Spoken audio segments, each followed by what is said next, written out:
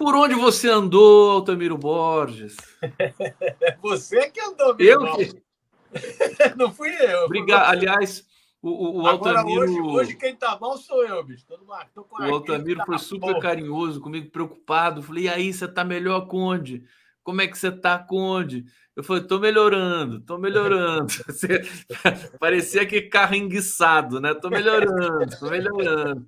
E agora eu posso dizer para vocês assim que tô quase 100% não, mas tô quase lá. Altamiro, tudo bem contigo? Como é que você está? Quais o que está te chamando mais atenção na, na condução dos trabalhos ali de resgate e de manutenção dos aparelhos públicos ali no Rio Grande do Sul, sabendo que hoje, inclusive, vem mais uma frente fria muito forte, mais chuva, a altura do Guaíba já subiu de novo. Quer dizer, são situações que vão se replicando quase que indefinidamente, né? Vamos ouvir um pouquinho o Altamiro Borges aqui, depois a gente vai para questões específicas aqui. Vamos lá, Altamiro.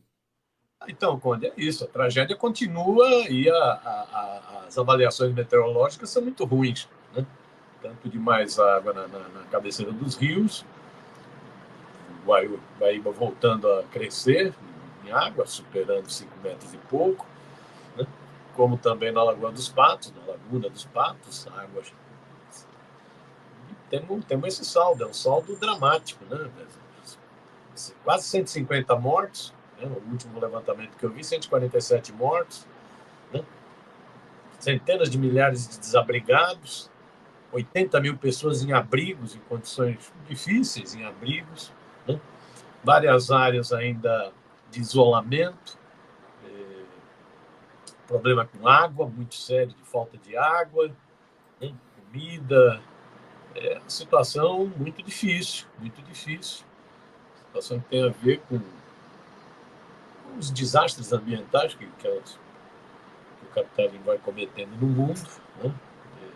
E tem a ver também com governos municipais e estaduais que não dão a devida atenção para a proteção, encostas, moradores em áreas de alagamento, né? Então, junta desastre ambiental com falta de precauções, né, de ações da defesa civil nas cidades, no estado, vai dar essa tragédia, uma tragédia muito grande.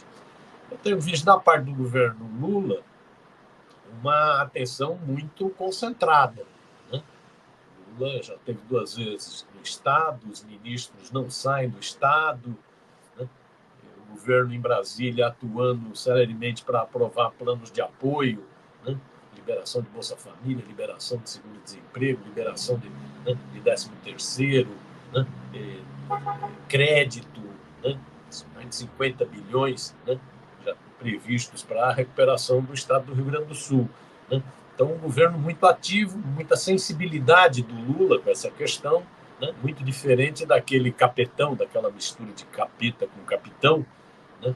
Que ficava passeando de jet ski, de moto, enquanto cidades estavam sendo alagadas, ou que ficava imitando uma pessoa sem oxigênio quando da pandemia da Covid. Muito diferente do Bolsonaro, o Lula totalmente identificado, né? Sentimento humano, muita empatia, e colocando todo o governo para agir, procurando unir todas as forças, né, para a ação. Se não fosse essa ação do governo federal, o desastre era muito maior, né?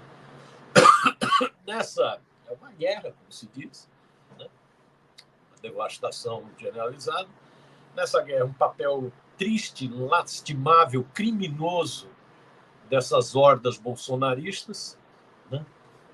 Difusão de fake news, né? Da mesma forma como essas hordas bolsonaristas na pandemia da Covid contribuíram para as mortes, né? Espalhando mentiras sobre vacina, espalhando mentiras sobre máscara, medidas de proteção, de isolamento, da mesma forma como elas contribuíram para 700 e poucas mil mortes no Brasil na Covid, agora estão contribuindo para prejudicar o atendimento da população, né? Espalhando mentiras, né? Você tem coisas absurdas. Você pega esse médico, esse tal de Vitor Sorrentino, né?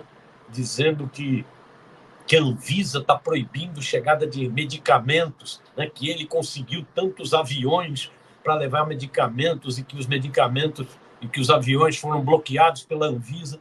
Isso é um criminoso. Esse sujeito, não sei se você lembra, esse sujeito foi preso em 2021 por assédio sexual no Egito. Esse sujeito é um bandido. O sujeito foi preso por assediar, entrou numa loja de papiro e ficou assediando uma vendedora, né, colocou no Instagram dele, que tem 1 milhão e poucas seguidores, colocou no Instagram dele fazendo baixaria com a menina, em função de pressão de entidades feministas do Egito. Ficou preso no Egito 4 dias preso. O Bolsonaro teve que se envolver diretamente para liberar o canalha, o criminoso. Esse cara agora, esse episódio no Egito foi em maio de 2021. Agora, em abril, mês passado, o Conselho Regional de Medicina do Rio Grande do Sul puniu esse médico por atentado contra o Código de Ética da profissão. Esse cara foi um difusor da cloroquina na pandemia, vendedor de cloroquina na pandemia. Esse cara tem um vídeo do Bolsonaro dizendo o seguinte: não, ele não é só um influencer, ele é meu irmão. Esse cara espalhando mentira, prejudicando o atendimento à população, fazendo com que as pessoas tenham dúvidas sobre doar ou não, porque a Anvisa vai bloquear medicamento. Então é uma baixaria. Vários deputados bolsonaristas, hoje o site UOL, inclusive, publicou uma relação de deputados bolsonaristas que só espalham mentira. Alguns não espalham mentira não só nas redes digitais, não só no esgoto digital. Espalham mentiras no plenário da Câmara Federal, falam mentiras no plenário da Câmara Federal, né? Espalhando mentiras que prejudicam o atendimento. Esses caras estão tão psicopatas, né? Não tem nenhum sentimento humano, são monstros, que eles estão até criando confusão com os militares. Lembra que essa turma adorava militar, né? Adorava militar, vivia acampado em quartel-general do Exército, vivia pedindo golpe, intervenção militar, tortura, morte, ditadura. Viviam pedindo isso. Agora estão atacando os militares porque os militares estão cumprindo o papel deles lá no Rio Grande do Sul. Aliás, diga-se de passagem, estão cumprindo muito bem, né? É ação do governo. Isso é ação do governo. Militar é servidor público. É ação de governo, é decisão do governo. Tem que cumprir. Militar é servidor público, é pago pela gente, né? E tem estrutura, tem helicóptero, tem carros mais potentes, caminhões potentes, carros, lanchas. Tem que usar toda essa estrutura para auxiliar o povo do Rio Grande do Sul. E aí vem essa milícia bolsonarista nas redes digitais, esses milicianos bolsonaristas, inclusive parlamentares, né? E estão criticando os militares. Eles adoravam os militares, queriam um golpe, queriam os militares. Agora estão criticando, estão dizendo que os militares são melancia. Verde por fora e vermelho por dentro, tudo comunista. Dizendo que os militares são traidores, né? Porque não fizeram o golpe, mas estão lá tentando limpar a imagem no Rio Grande do Sul, né? Atacando. Chegou ao ponto, você vê como isso causa desgaste, essa milícia digital, esse esgoto digital, essa podridão digital, né? Causa desgaste. Você vê, o Múcio já foi 4 vezes ao Rio Grande do Sul, o ministro da Defesa. Dessa última vez, sexta-feira agora, ele foi junto com o comandante do Exército, comandante da Marinha e comandante da Aeronáutica. Para quê? 2 missões. Ver como que está o trabalho militar de atendimento às vítimas das chuvas. Segundo, ele falou, combater fake news, porque estão divulgando fake news de que os militares não estão fazendo nada. Agora, Miro, que está pintando fios, foi um dos bolsonaristas. Você não acha que essa profusão de fake news nesse momento dramático aí do Brasil, né? Porque é Rio Grande do Sul, mas o Brasil todo, claro que o Rio Grande do Sul está sofrendo muito mais, população gaúcha e tal, mas o Brasil todo está sofrendo junto, né? Porque não se fala em outra coisa já há 2 semanas, né? Você não acha que isso expõe mais esses extremistas de direita que não têm o que fazer se não produzir fake news? A pergunta é o seguinte: cadê a direita nesse momento? Todo mundo sumiu. O Hamilton Mourão, quer dizer, eles não têm o que falar, eles não têm o que produzir, eles não têm o que dizer, e eles produzem fake news. E isso poderia começar a fazer eu estou sendo otimista, né? Virar digamos, o Brasil começar a vencer essa tragédia também das fake news no âmbito da comunicação pública? O que você acha disso? Então, sobre o general Hamilton Mourão, é que o Hamilton Mourão está meio escondidinho, que ele está meio escondidinho, porque ele, inclusive, vai ter que justificar porque ele dizia sempre que essa história de crise climática, né, era invenção de ONGs estrangeiras. Era intenção de grupos estrangeiros de que o Brasil não se desenvolvesse. Ele vai ter que explicar isso. Ele que sempre foi um negacionista, que sempre negou crise climática, né, que sempre negou, né, esses desastres causados pela forma como o ser humano, como governos agem diante da natureza, né? Ele que sempre negou, está meio escondidinho por isso, porque ele é um negacionista. Ele e outros parlamentares que ficavam brincando quando tinha frio na Europa, falavam: cadê o aquecimento global? Os babacas que negam a ciência, né? Negam a ciência por interesses econômicos, têm interesses de fundo, né? Com o tal desenvolvimento desenfreado, passa a boiada, destrói tudo, né? Essa turma está meio desaparecida por isso. Porque se aparecer, tem que explicar o seu negacionismo. Não tem que explicar. A extrema-direita, ela vai... Esse é o esgoto que ela sobrevive, né? Ela tenta crescer com isso. E ela tem público. Você vê, esse médico monstro mesmo, que eu estava citando agora, esse médico monstro tem 1.600.000 seguidores no Instagram. É brincadeira um negócio desse? Né? Que acreditam nas patifarias que esse sujeito fala. Né? E por aí vai. Então você tem essas bolhas de extrema-direita que são alimentadas. Muito dessa ação, penso eu, Conde, tem a ver exatamente em função da postura hiperativa do governo Lula. Como o governo Lula está muito dinâmico, se colocando para salvar vidas, para resolver problema, para juntar força, evita ficar demarcando posição e juntar todo mundo para enfrentar essa guerra. Como o governo Lula se projeta muito nisso, essas milícias digitais tentam bombardear o governo Lula, porque sabem que isso cria empatia com a sociedade brasileira. A sociedade brasileira percebe o empenho do presidente Lula.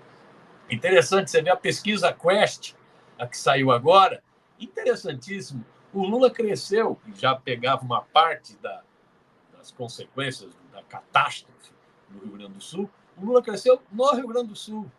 Entendeu? Uma área... O Rio Grande do Sul foi voto cresceu bolsonarista. 9 pontos no Sul. No Sul, exatamente. Né? O Rio Grande do Sul, Santa Catarina, Paraná, são áreas, né, colégios eleitorais considerados bolsonaristas, que tiveram uma votação forte do Bolsonaro. O Lula cresceu, porque a sociedade vê. A sociedade vê. Por isso que as milícias digitais estão batendo para matar. Porque elas têm que espalhar mentira para se contrapor à ação concreta do governo Lula, que é uma ação muito diferente do governo Bolsonaro. O governo Bolsonaro não tinha empatia, desaparecia, né, gozava, ficava fazendo galhofa, ficava fazendo motociata, concentração, carregando criança no colo durante a pandemia. Né, não tinha nenhuma empatia. O governo Lula mostra empatia. Por isso as milícias espalham tanto veneno, espalham tanta mentira, tanta desinformação, para tentar evitar que o presidente Lula se projete por sua conduta humana, de identificação com o povo, de somar forças para resolver a crise. Eles estão saindo derrotados nesse episódio? Como que a direita está saindo derrotada nesse episódio? Não sei, vamos ver. Eu acho, a extrema-direita é isso, ela fica com o telhado de vidro que foi o bolsonarismo em episódios de catástrofe, seja na pandemia, seja também em inundações, o que foi a falta de empatia, a postura desumana, a necropolítica que era o governo Bolsonaro. Isso desgastou, esse foi um dos fatores da derrota eleitoral do Bolsonaro, né? Um cara que foi candidato à reeleição, nunca tinha ocorrido isso, um candidato à reeleição que não se elege, né? Foi uma baita derrota. Isso também foi uma das razões da derrota do Trump nos Estados Unidos. Outro negacionista, menos do que o Bolsonaro, mas também negacionista, que se arrebentou em função do recorde de mortes nos Estados Unidos com a pandemia. Então, eles sabem que o Bolsonaro teve esse desgaste e sabem que o Lula está tendo uma atitude totalmente diferente, colocando todo o Estado para ajudar o Rio Grande do Sul. Então, eles têm que fazer isso. Nisso, inclusive, quando eles contam com apoio, aí não é só o esgoto digital, não. Contam com apoio de setores da mídia tradicional. A impressão que me dá, Conde, é que setores da mídia tradicional estão trabalhando numa linha editorial com dois vértices. Um vértice é tentar ofuscar o papel do Estado. Parece que tudo que está ocorrendo no Rio Grande do Sul é em função do trabalho de voluntários. Não tem nada a ver com o Estado. E isso é uma bravata. Até porque os voluntários, para chegar em determinados momentos, em determinados lugares, precisam da ação do Estado, precisam da ação do Exército, por exemplo, liberando pista, fazendo ponte, né? Precisam da ação do Exército para produtos, para toda essa solidariedade do Brasil inteiro chegar ao Rio Grande do Sul, depende dos Correios. Depende dos Correios. Imagina se o Correio tivesse privatizado. Depende dos Correios, público, estatal. Pois bem, então uma parte da mídia tenta ofuscar o papel do Estado e aí fala da sociedade civil. Lógico que a sociedade civil tem um papel decisivo, mas é junto com o Estado. Sem o Estado, ela não consegue fazer nada. É junto com o Estado. E o Estado está tendo um papel muito ativo. Essa mídia, que é uma mídia neoliberal, é uma mídia defensora do Estado mínimo, então tenta esconder o papel do Estado. Tem me chamado a atenção em algumas emissoras. Aliás, eles tentam esconder o desastre que foi a gestão, que é a gestão do Eduardo Leite. O Eduardo Leite mudou 500 leis ali sobre meio ambiente, todas para pior, nesses últimos tempos. Né? Foi surpreendido em 2020, em 2021, em 2022, 2023, 2024. Foi surpreendido todos os anos. E a imprensa fica... O William Bonner faz até carinho no Eduardo Leite, né? É impressionante. E o Eduardo Leite nem agradece o presidente Lula diante do que está acontecendo lá. Antes de devolver para você, meu querido Altamiro Borges, Bel Correia está dizendo aqui, e o Congresso passando a boiada. Pois é, né? Tem mais essa ainda, né? Ivo Miranda Gomes, parabenizo essa excelente live. Ela reúne o que há de melhor na nobreza brasileira, o Conde, o Barão e o Adriano Diogo. Aproveito para deixar o like e pagar meu ingresso. Obrigado, Ivo Miranda, um super abraço para você, pelo carinho aqui. Ele está aqui de novo. Ó. Se o Estado fosse mínimo, o povo do Rio Grande do Sul estaria morrendo à míngua. Mande o Estado mínimo e quem o defende a PQP. Muito obrigado, Ivo Miranda Gomes. Ô, Altamiro, posso perguntar para você do Pablo Marçal? Só uma coisinha. Você quer comentar, por favor? Não, é só uma coisinha. Eu estava falando que, na minha opinião, essa mídia tradicional, então nós temos um problema com o esgoto digital bolsonarista. O governo Lula muito ativo, a sociedade civil muito ativa na solidariedade e o esgoto digital bolsonarista espalhando mentira. Espalhando fake news. Inclusive esse picareta desse Pablo Marçal. Esse é outro que já devia estar preso há muito tempo. Né? Esse Quash, né? Esse Quash que quase matou gente levando para um pico num morro, numa montanha. Esse Quash que também é metido a pastor, que salvou a vida de uma pessoa que saiu da cadeira de roda. É um picareta. Esse Quash é um picareta que foi candidato à presidência da República, esse Pablo Marçal foi candidato à presidência da República numa dobradinha com o Bolsonaro para depois apoiar o Bolsonaro. Isso é um picareta. Né? Vive de caça-clique, vive de monetizar em função da tragédia humana, da desgraça humana. Esse sujeito, esse tal coache bolsonarista. Né? Então você tem o esgoto digital, mas tem a mídia tradicional. E aí eu falava e você resolveu a questão. Essa mídia tradicional está atuando em dois vértices, no meu entender. Um vértice é ofuscar o papel do governo Lula e ofuscar o papel do Estado. E o segundo vértice é exatamente o que você falou, esconder os responsáveis pela tragédia. Parece que houve um jogo combinado entre o Bonner e o Leite. O Leite disse, essa não é a hora de procurar culpados. E parece que a mídia tradicional está um pouco nessa linha. Mas vai ter... É lógico que o governo Lula, nessa hora, não pode realmente procurar por culpado. Ele tem que unir força para a guerra. Né? Então, une força. Agora, a sociedade vai ter que ter um momento que vai precisar analisar. Isso que a mídia está escondendo, quem são os responsáveis por essa tragédia no Rio Grande do Sul. Porque essa tragédia ela tem uma componente de de políticas ambientais destrutivas, regressivas, e aí o Leite é muito responsável por isso. São várias medidas administrativas, várias leis que ele mudou para favorecer o agronegócio e dane-se a questão ambiental. O Leite é um sujeito com muito vínculo com o agronegócio. Muito vínculo com o agronegócio. Ele é um homem do agronegócio no Rio Grande do Sul. Ricaço, de família ricaço, inclusive. É um homem do agronegócio. Então, essa crise ambiental tem muito a ver com as políticas do governo do Estado. 6 anos de devastação, de passar boiada. O Leite é o partidário do passar boiada. Passa a boiada, vai passando a boiada. Inclusive porque a boiada depois ajuda com grana na campanha eleitoral. E esse prefeito de Porto Alegre, esse prefeito de Porto Alegre, que é um bolsonarista, esse Melo, esse cara, você pega...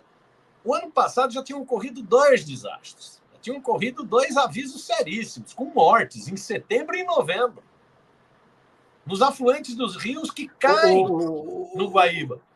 Altamiro, sem querer te interromper, de setembro para cá, eles não fizeram nada. Esse que é o escândalo. Exato. Nem manutenção das comportas. Não fizeram nada. O site UOL deu, né? Foi zero em defesa civil. Nada. Então vai ter uma hora que a sociedade gaúcha vai ter que falar, bicho, isso não foi Deus que quis isso. Essa desgraceira toda. Não bota a culpa em Deus. Não foi Deus. Tem mão humana aí. Quais as mãos humanas importantíssimas nesse episódio? É preciso analisar criticamente o comportamento desse defensor dos agrotrogloditas que governa o Rio Grande do Sul, o Leite, queridinho da mídia. Você lembra que o Eduardo Leite foi o cara que a mídia abanou para ser a terceira via, né? Quando estava com muita dificuldade de ter um candidato presidencial para disputar com o Lula, com o Bolsonaro, a Globo abanou esse Leite à vontade. Era holofote atrás de holofote para cima desse Leite, né? Queridinho da mídia. É preciso ver a responsabilidade dele. E é preciso ver a responsabilidade do prefeito. Né? Prefeito com isso, com manutenção, com defesa civil. Irresponsabilidade total.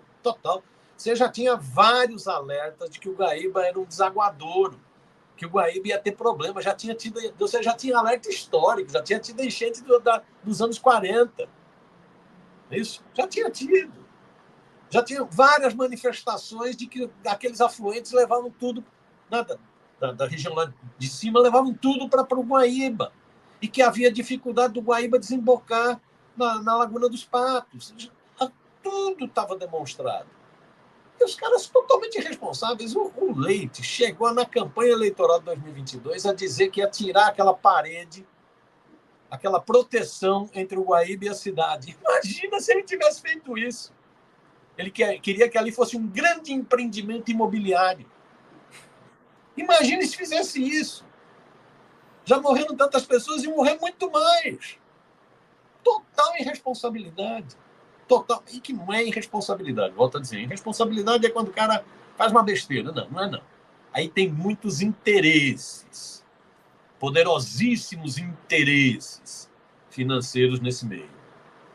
Resta saber o que vai ser, o que vão ser essas eleições municipais nesse conjunto de municípios ali no Rio Grande do Sul. Se vai haver uma comoção, né, de reencaminhar o atual prefeito, os atuais prefeitos, que são, na maioria ali, são prefeitos de direita, né? Maioria esmagadora. Não sei se tem um de esquerda ali, nessas cidades que foram tão... Tem, sim. Agora, Porto Alegre emblemático, né? Emblemático esse Melo, como é que vai acontecer. E depois, por favor, né, também nas eleições estaduais, o Eduardo Leite já deu o que tinha que dar, né? Quer dizer, já passou do ponto várias vezes. Altamiro, sobre o governo federal, as ações, para terminar, estão indo bem aqui na sua visão, com relação ali aos cuidados, as diretrizes que estão sendo postas ali para os voluntários, né? Tá um trabalho maravilhoso dos voluntários, né? Isso é importante destacar. Eu acho que o Frei Beto deu uma bela entrevista esse final de semana para o UOL Folha, onde ele diz que o Lula é um maestro. Né? Então, às vezes tem problema na orquestra, o governo às vezes não funciona direito, mas ele é um maestro. Eu acho que ele está conseguindo acionar todas as áreas do governo, né, para terem tratamento prioritário para essa questão da tragédia no Rio Grande do Sul, da catástrofe no Rio Grande do Sul. Então, ele consegue envolver, né, você vê, ele envolve todas as instituições de Estado, inclusive. A viagem que ele fez a semana retrasada, na segunda, que ele foi para lá com o presidente da Câmara, presidente do Senado, ministro do Supremo, presidente do TCU. Isso é uma coisa importantíssima, porque ele envolve todos os poderes na solução do problema.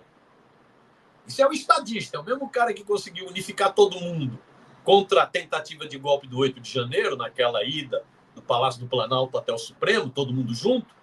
É agora o cara que leva para lá os presidentes de todos esses poderes, né, ministro do Supremo e tal, para o seguinte, bicho, aqui é prioridade, estamos todo mundo junto, não pode ter bloqueio no Congresso Nacional, não pode ter picuinha na Câmara, não pode ter picuinha no Senado, o Tribunal de Contas da União deve ficar mais flexível, porque nós vamos ter que tomar medidas emergenciais. Então o Lula, ele conseguiu envolver todos esses setores e envolver o governo. Você vê, todas as áreas do governo estão atuando, né, no Rio Grande do Sul, estão atuando no Rio Grande do Sul.